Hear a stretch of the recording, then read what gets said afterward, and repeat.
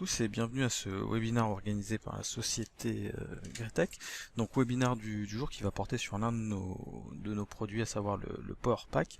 Donc le Power Pack pour Revit, donc c'est une suite, le Power Pack est une suite de plugins que nous avons développé sur Revit afin d'adresser en fait on va dire des besoins divers afin d'augmenter la productivité et l'ergonomie de certaines opérations dans Revit pour les architectes, les bureaux d'études fluides ou bien les bureaux d'études structure, et c'est sur cette dernière profession qu'on va aujourd'hui se centrer sur le webinaire du jour, et plus particulièrement sur la problématique du ferraillage dans Revit, où le Power Pack qui propose, comme vous l'avez pu le voir certainement sur nos précédents webinaires, une large série de fonctions multidisciplinaires comme des liens pour Excel, la recherche rapide d'éléments dans une maquette, voilà l'automatisation de cotation sur certaines parties, etc.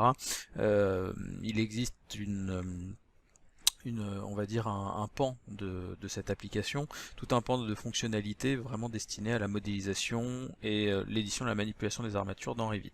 Et aujourd'hui, ce que je vous propose, c'est donc de vous présenter les fonctionnalités que nous avons développées, plus particulièrement pour aborder la problématique des schémas de détail, des schémas de façonnage des armatures sur un plan grâce à nos outils. Un mot pour me présenter rapidement. Donc je me prénomme voilà, Steven, je travaille voilà, au sein de la société Gretec depuis un peu plus de 5 ans maintenant au sein du pôle R&D produits, où on travaille voilà, essentiellement sur tous les développements, voilà le logiciel de Gretec, et moi effectivement plus spécifiquement je me concentre beaucoup plus sur tous les développements liés à la maquette numérique, notamment au travers du tandem Revit plus nos logiciels de formation. Voilà, je suis ingénieur structure et je travaille du coup sur vraiment toutes ces problématiques qu'on peut avoir au niveau de Revit, au niveau de la structure au sens large du terme. Avant de rentrer dans vif, on va dire, du sujet, c'est-à-dire là vraiment vous montrer le logiciel en action et les fonctionnalités en action sur cette thématique que sont les schémas, simplement une slide sur Gretec pour ceux qui ne nous connaissent pas. Donc nous sommes éditeurs de logiciels français, donc toujours basé en France d'ailleurs, là où j'officie d'ailleurs, au siège social de la société qui est en région parisienne, et on a un peu plus de 48 agences voilà, un peu partout dans le monde, voilà, au Canada, aux États-Unis, en Angleterre, en Espagne, en Allemagne, en Italie, dans les pays de l'Est, Pologne, République tchèque, Russie également. Donc on est principalement basé en Europe et en Amérique du Nord, et tous nos logiciels en fait sont structurés, on va dire, et développés autour de 4 axes, en 4 grandes divisions. Donc la première division, effectivement, la division concerne effectivement tous les produits destinés à créer la maquette numérique, donc par un couplage, on va dire, et une utilisation jumelée des solutions Autodesk plus nos plugins, nos add-ons, voilà, qu'on a nommé Power Pack. Alors on propose un Power Pack sur Revit, mais on a également un Power Pack pour Advanced Style pour ceux d'entre vous qui font de la structure métallique via cette plateforme. Donc, Advanced Style fait partie maintenant de la collection Autodesk, hein, pour ceux qui en sont équipés. On a une division effectivement Simulate qui va travailler effectivement sur tous les produits de simulation, notamment en calcul de structure avec un logiciel comme Advanced Design.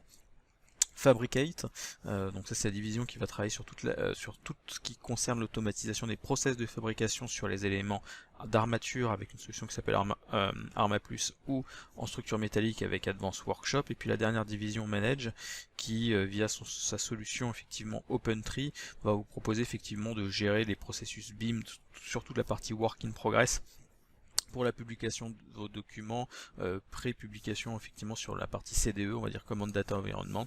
Donc OpenTree, c'est une solution qui vise à faciliter l'implémentation de la norme ISO BIM 19650 pour ceux qui en ont entendu parler.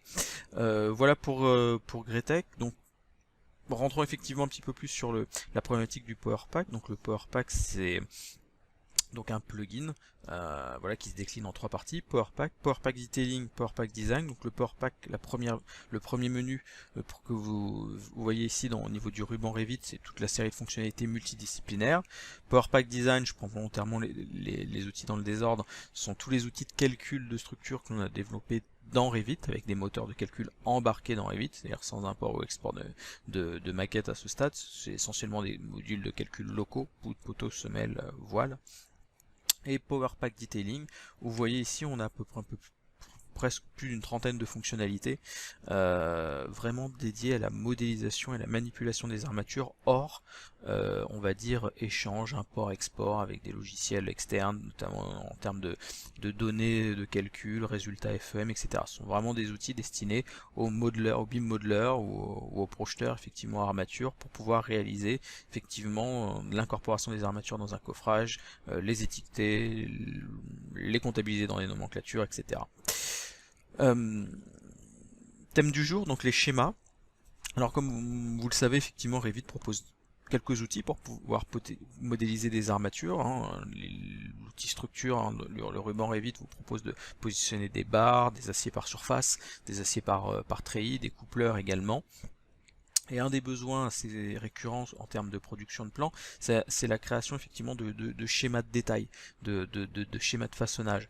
Et là, on va proposer effectivement plusieurs outils avec différents objectifs sur chacun de ces outils au niveau de notre Power Pack. Alors ce qui est important effectivement aussi de garder effectivement à l'esprit lorsque l'on utilise le Power Pack, c'est que les outils vont fonctionner sur n'importe quel type d'armature Revit. C'est-à-dire que vous n'êtes pas obligé effectivement de générer les armatures sur un coffrage avec l'outil Gretec pour pouvoir utiliser ces schémas. Les outils voilà, qu'on propose sont parfaitement compatibles avec les armatures Revit, donc vous pouvez tout à fait modéliser les armatures et distribuer les armatures avec les commandes Revit natives et puis positionner des schémas avec les outils du Power Pack. On rentre un petit peu juste voilà, dans une énumération de ces 4-5 fonctions et puis on va passer ensuite en direct sur l'application pour vous montrer en action l'usage des commandes. La commande phare, c'est la commande qui s'appelle schéma de façonnage. Voilà, c'est les commandes qui se prénomment Bending Details dans l'utilisation anglaise. Donc c'est la commande vraiment phare pour répondre à ce besoin. Elle va vous permettre aussi bien dans une vue en plan ou dans une élévation de sélectionner un acier et de positionner un schéma avec toute une série d'options. Donc on peut mettre les cotations, on peut rajouter les diamètres de membrane de cintrage, on peut faire des schémas à l'échelle, non à l'échelle, on peut les positionner donc comme je disais en vue en plan, en élévation ou dans des coupes, et ces schémas vont se mettre à jour si votre acier se modifie.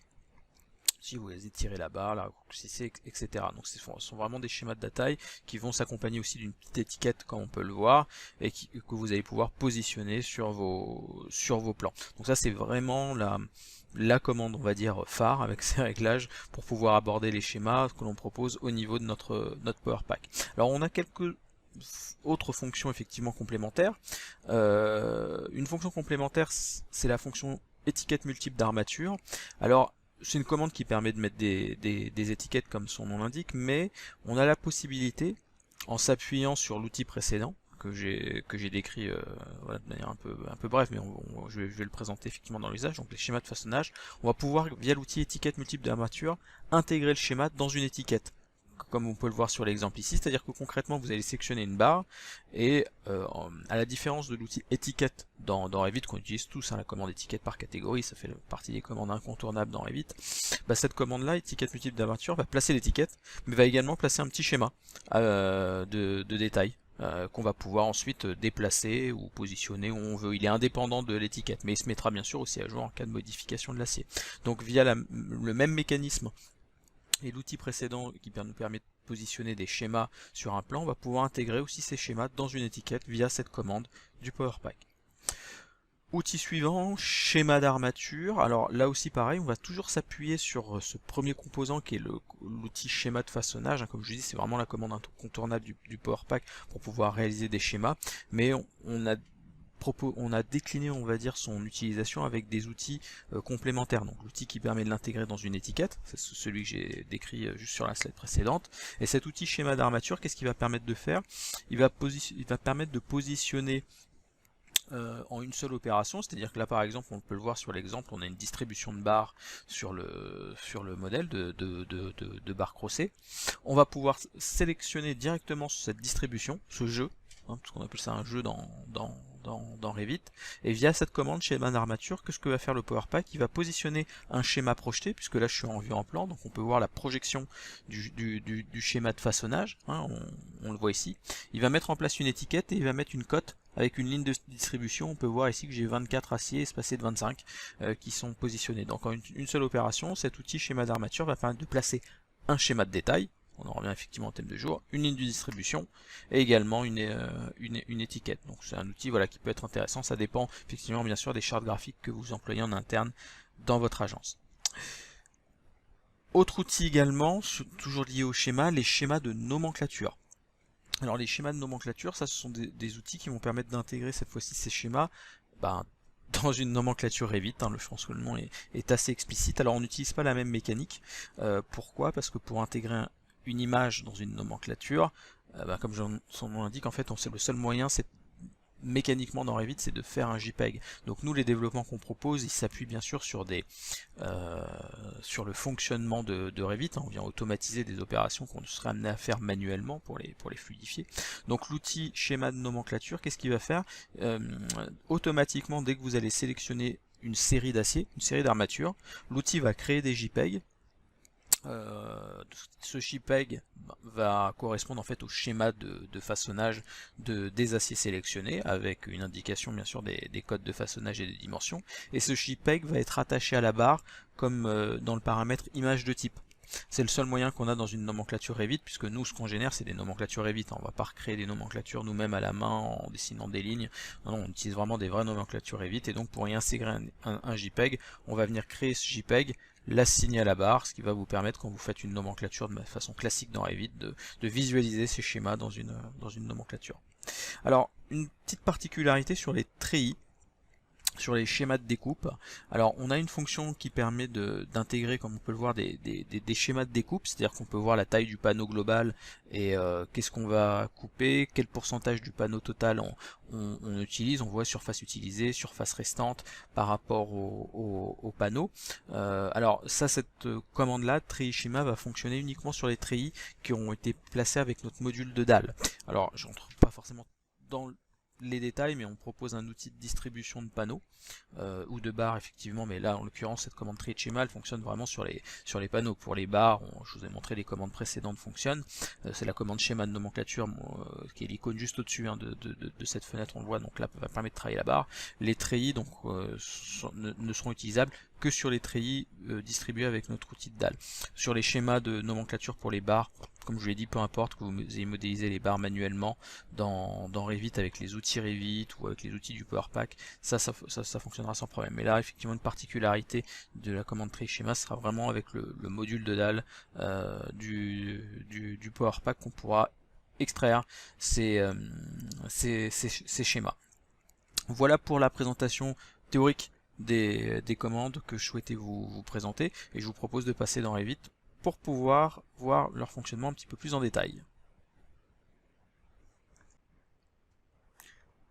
Très bien, du coup nous voici dans Revit. Je vous propose de travailler sur plusieurs modèles pour visualiser les schémas. Alors je vais pour ça ouvrir déjà une première vue, et ce que je vous propose c'est déjà de placer une barre de manière traditionnelle, on va dire, dans Revit, pour vous montrer, avant de vous montrer les réglages avancés, les grands principes de la on va dire de la commande. Premièrement, donc ici on va retrouver dans Revit le PowerPack Detailing. Donc le PowerPack se structure en 3 onglets, comme je l'avais dit dans les slides précédentes. Là ici en fait le deuxième onglet PowerPack Detailing va centraliser et concentrer toutes les commandes dédiées à l'armature, et on va retrouver donc l'une des premières commandes phares, on va dire, pour traiter la génération des schémas, cette commande qui s'appelle schéma de façonnage, qui va être très rapide à l'exécution, c'est-à-dire suffit de cliquer sur une armature et simplement cliquer sur le point de placement du détail, et on va avoir ici le schéma positionné. Alors en effet, on peut voir que ce schéma se compose de 2 éléments, donc un graphique plus une étiquette bien sûr qui va être liée aux caractéristiques de la barre. Là actuellement, vous voyez, je n'avais pas distribué ma barre, là je viens de la positionner, modifier effectivement certains éléments, et on peut voir que l'étiquette va se mettre à jour ici en termes de quantité par rapport aux informations. Il en va de même sur le schéma en lui-même. Si je modifie la géométrie du schéma, on va voir qu'on va avoir une mise à jour également de la taille du graphique et des informations, notamment des cotes associées. Donc déjà, première approche de cette commande, on enclenche la commande, on sélectionne un acier, on clique sur un emplacement et on va avoir le schéma qui va se générer sur ce plan. Ça, c'est vraiment sur les grandes lignes de la commande. Maintenant, pour montrer les réglages un petit peu plus avancés sur cet outil, on va travailler par exemple ici sur ce modèle, et je vais attirer votre attention sur cette petite flèche qui constitue en fait des options. Alors ce sont des options qui vont permettre de configurer ce schéma de détail sur plusieurs axes. Le premier, ça va être déjà le mécanisme de génération. Alors on propose deux approches pour pouvoir générer ces détails. Puisqu'en effet, une des premières questions qui vous est peut-être apparue, que vous êtes posée en voyant le résultat, c'est ok, c'est quoi ces objets qui ont été générés, et c'est là où intervient cette notion de mécanisme. Donc là on voit effectivement, j'ai conservé le réglage par défaut qui est celui qu'on recommande, qui est ici cette notion de famille, c'est-à-dire que les schémas de détail sont générés par une famille Gretek qui est en fait un élément de détail métrique. Nous proposerons en fait deux mécaniques pour pouvoir générer les schémas. Faisons un parallèle avec une approche purement manuelle. Si vous aviez à faire ce schéma dans Revit, comment vous y prendriez? Première approche, c'est peut-être de le tracer tout simplement en 2D. C'est-à-dire avec des lignes de détail, et une autre approche, ça serait peut-être de faire des familles. C'est ces deux approches-là qu'on va retrouver dans notre outil, avec une première approche qu'on appelle les groupes de détails, c'est-à-dire que ça va grouper des lignes, puisque en fait l'étiquette, le schéma se compose d'un texte et d'une étiquette, ou sous la forme de famille, qui est beaucoup plus performante. Je vais quand même montrer effectivement cette notion de groupe. Je vais changer voilà, donc du coup le mécanisme de génération de ces schémas. Je vais cliquer sur un acier ici et placer ce schéma. Voilà, donc on peut voir que graphiquement on a un schéma, on a des cotes, on a une étiquette. Par contre, ces éléments, on peut voir ici, notamment au niveau du graphique, c'est un groupe. Donc c'est un groupe de détails, et on sait effectivement pertinemment que quand il y a beaucoup de groupes dans un modèle, ça peut altérer, on va dire, les performances. Ça c'est la première chose. Toutefois, le groupe de détails, il reste via notre outil interactif. Vous voyez ici, en ayant modifié l'acier, ça a modifié le groupe de détails. Donc on a quand même une mise à jour. Simplement, ce groupe de détails, c'est donc voilà, si je l'édite, une série de lignes. Donc voilà, donc ici ce sont des lignes de détail qui sont tracées automatiquement par notre commande et ensuite groupées. Alors pourquoi on les groupe? C'est tout simplement pour des raisons d'ergonomie, puisqu'en sélectionnant le schéma, voilà, ça serait quand même difficile par des rectangles de sélection de prendre à la fois tous les segments qui composent ce schéma, plus le texte, les étiquettes, etc. Raison pour laquelle on les groupe. Donc ça c'est le premier mécanisme qui permet de générer ces schémas en tant que groupe. Et ce qu'on recommande, c'est l'approche famille, mais les deux sont possibles. Alors, je vais déjà continuer sur les réglages sur les méthodes de placement. Alors, avec les schémas de façonnage que l'on propose, donc là, je suis revenu en mode famille. Lorsque je clique sur un acier, évidemment, si je clique sur le plan, le schéma va être placé. Mais où il va être placé? Alors, soit il peut être placé de manière libre, c'est-à-dire au positionnement de ma souris, soit en maintenant la touche Shift. Vous voyez, peu importe où je place ma souris, si je clique sur l'élément, vous voyez le schéma, sur le plan, pardon, le schéma ne s'est pas positionné à l'emplacement de ma souris, il s'est positionné en mode ortho. Donc du coup, il s'est positionné aligné par rapport à mon schéma. Alors je vais remontrer, donc ça va être intéressant si on veut avoir quelque chose d'homogène. Donc si je clique sur un acier, j'appuie sur la touche Shift, et peu importe où se trouve ma souris, j'ai envie de dire, enfin ça dépend si on est à gauche, à droite ou au-dessus ou en dessous de l'élément, et on va avoir en fait le schéma de détail qui va être placé, et on peut positionner, vous voyez, l'étiquette indépendamment du schéma, les deux sont indépendants, et bon là je vais renouveler l'opération par exemple sur cette barre crossée sur la partie inférieure de la semelle. Là pareil, si j'appuie sur la touche Shift, partie inférieure, là on voit, on a le schéma, et on peut positionner cette étiquette. Donc voilà déjà une première notion sur le placement. Alors, autre notion également sur l'étiquette, vous voyez que là j'ai dû, sur le schéma de façonnage, pardon, j'ai dû cliquer sur les aciers un à un. Si je réemploie cette commande, je réactive la commande schéma de façonnage et je clique cette fois-ci sur l'objet hôte, c'est-à-dire ici l'ensemble de la semelle. Je vais cliquer sur un point de placement, par exemple le point de placement inférieur, voilà ici. Et là on voit qu'on va avoir en vrac l'ensemble des schémas de façonnage que je vais pouvoir ensuite placer où je le veux sur mon plan, mais en fait en un clic, l'intérêt de cette commande, c'est de pouvoir positionner tous les schémas qui sont à l'intérieur de l'autre. Donc là ici cette cage d'armature qui compose ma semelle, c'était donc un lit de deux barres crossées, plus ici des attentes. On voit qu'en ayant cliqué une fois, le logiciel m'a entre guillemets jeté tous les schémas sur le plan, donc je suis sûr d'en avoir oublié aucun, et ensuite j'ai juste à les déplacer, à les ajuster.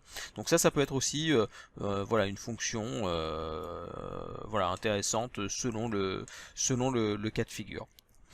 Autre commande, autre réglage, pardon, plutôt lié au schéma de détail, c'est ici ce facteur de mise à l'échelle. Ça c'est intéressant également, puisque du coup, qu'est-ce qui va se passer sur les barres de grande longueur? Comme vous pouvez le voir ici, les schémas en fait se font à échelle 1. C'est-à-dire que là, si je viens cliquer sur cette barre,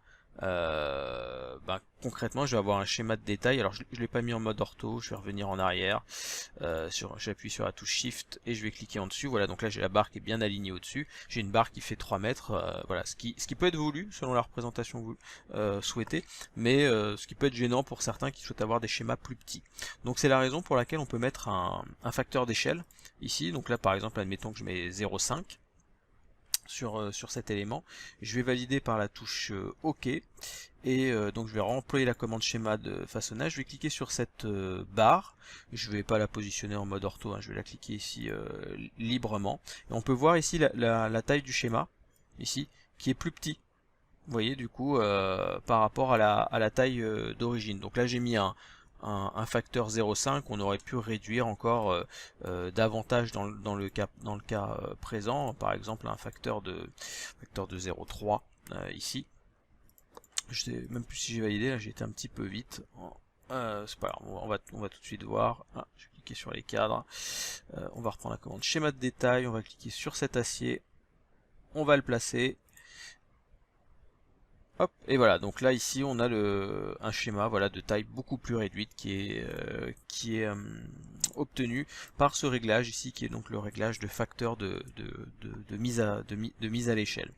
Un point également sur ces schémas, c'est vraiment, donc j'insiste sur la capacité de mise à jour des schémas, puisqu'on on mesure par exemple, si je supprime, vous voyez, des crosses par exemple, c'est que je change vraiment la géométrie de la barre, le schéma s'adapte. Donc ça c'est vraiment intéressant.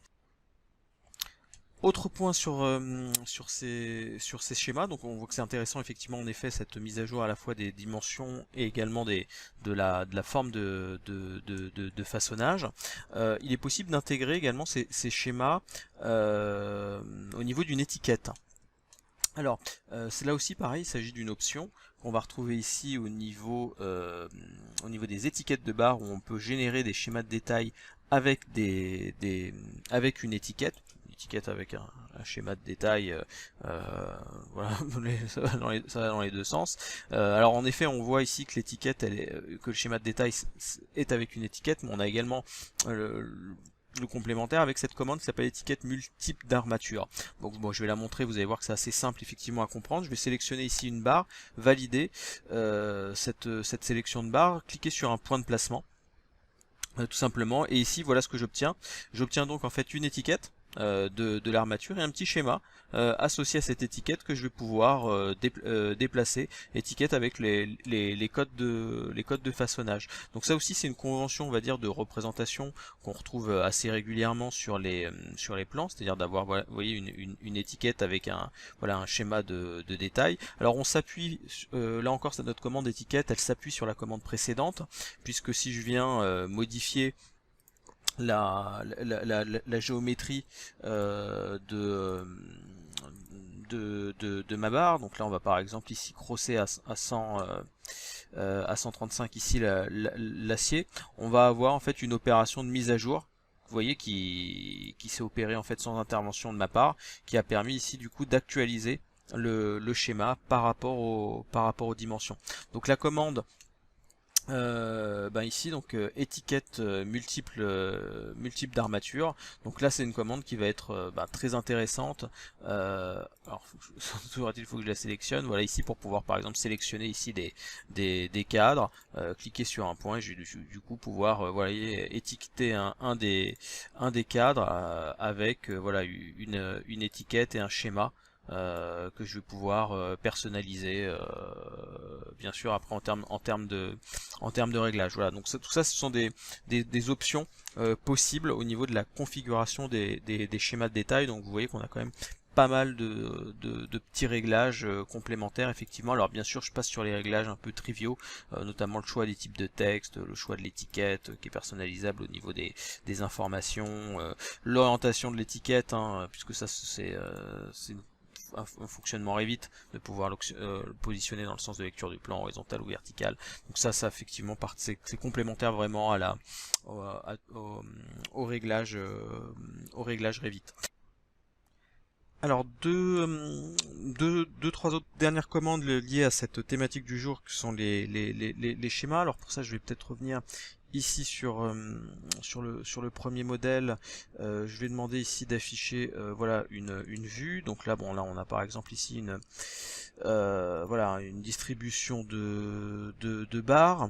Je vais travailler peut-être sur la partie vue en plan ici. Je vais masquer ici ce trait de coupe et je vais présenter donc ici la commande schéma d'armature, qui est une commande qui va permettre sur une distribution de barres de pouvoir automatiquement en fait placer, vous voyez ici un schéma de détail de la barre, une ligne de distribution et une étiquette. Donc là on sait qu'on a 24 barres espacées de 25, on a le numéro et on a le schéma projeté de la barre. Alors ce qui peut être intéressant bien sûr, encore une fois, c'est les opérations de mise à jour. Donc là si par exemple je reviens travailler sur une barre et qu'on vient effectivement par exemple la crosser au début et à la fin voilà comme ceci, voilà on va crosser effectivement la barre. Je vais revenir sur mon plan, donc là on voit le schéma de détail, c'est tout de suite réactualisé, et donc là on va retrouver via cette commande schéma d'armature la mise en place du schéma, d'une ligne de distribution, d'une cotation, d'une ligne de distribution et là pardon, d'une cotation entre la première et la dernière barre, donc ça c'est une cotation en termes de distance, et la mise en place d'une étiquette. Donc c'est essentiellement je pense sur les distributions en surface où c'est intéressant.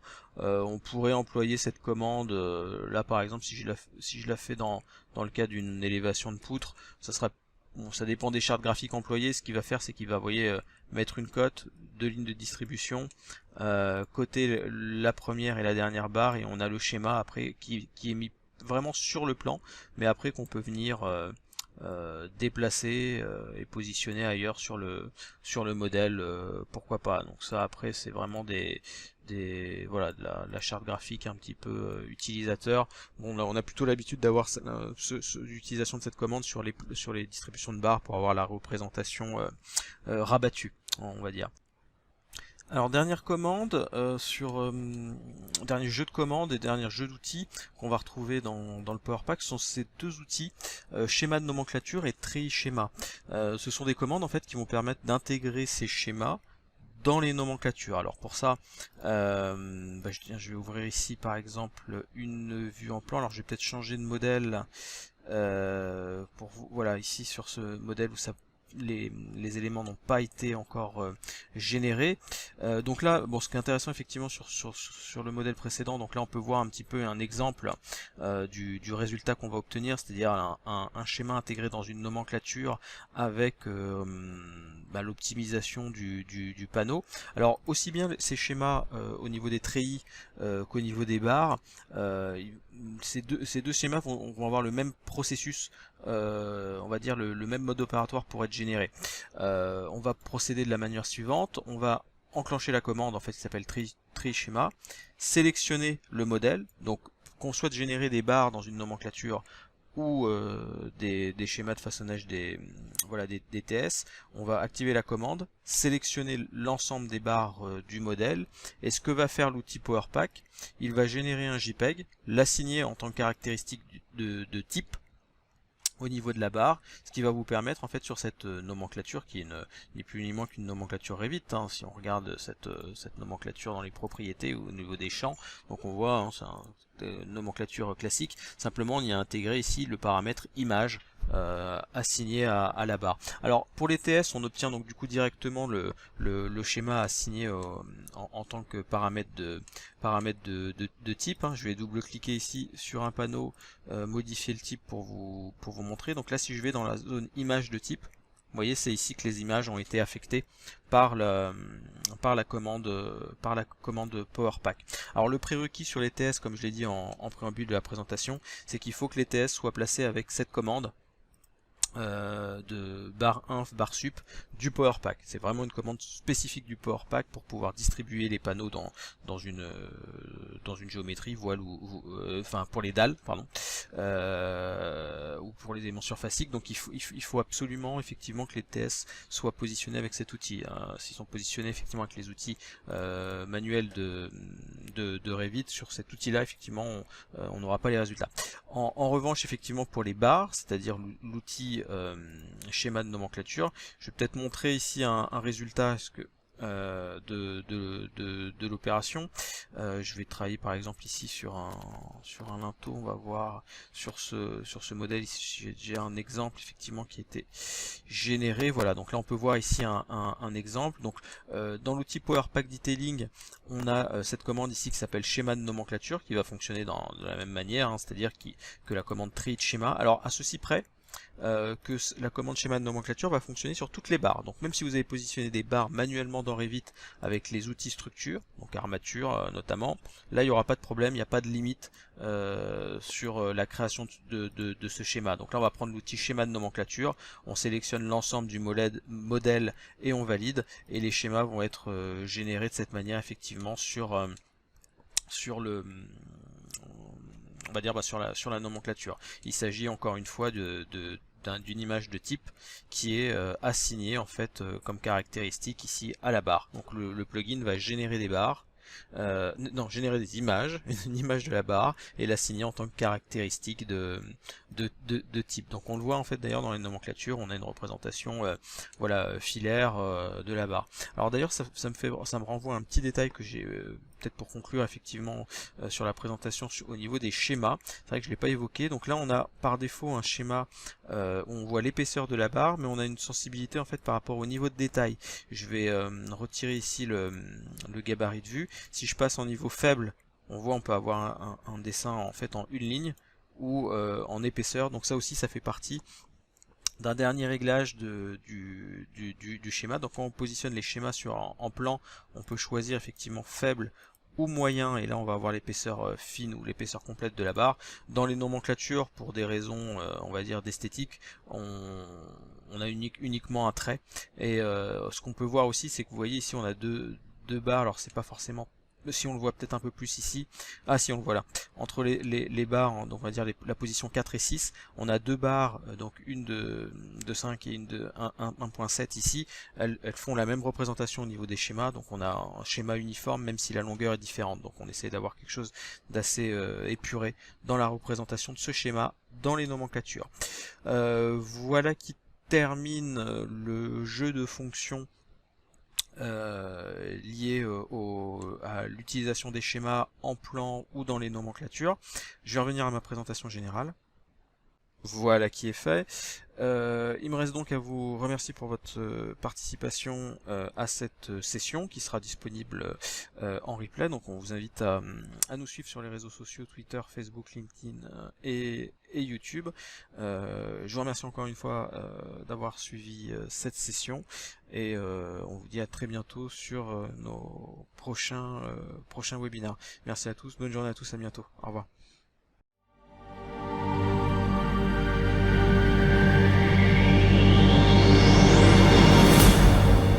Greytech.